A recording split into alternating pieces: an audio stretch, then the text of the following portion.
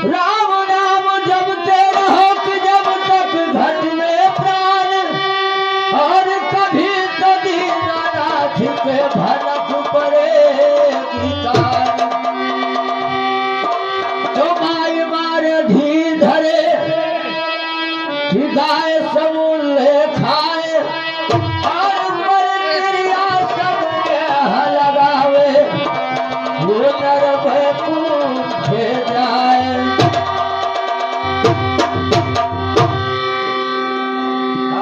अरे समरस गाता अब हसी कबीरिया बारू हो, समरस गाता अब हसी कबीरिया।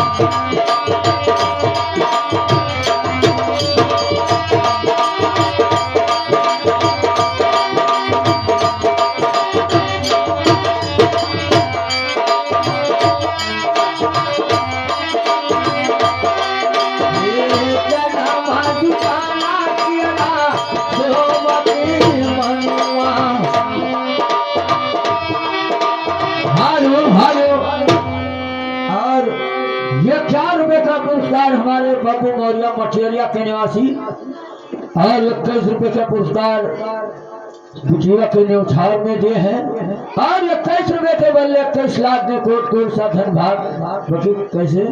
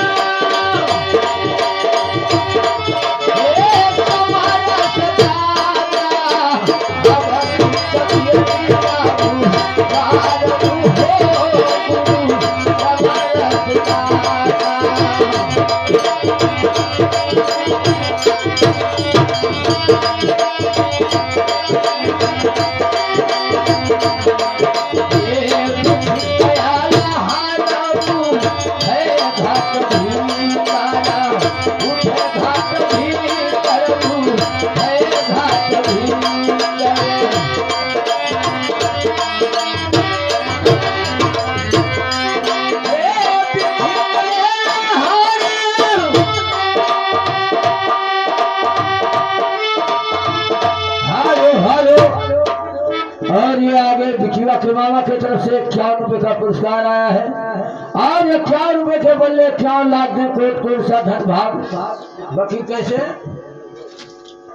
अरे बिछी गया हारामू घाट भी घाट भी करमू घाट भी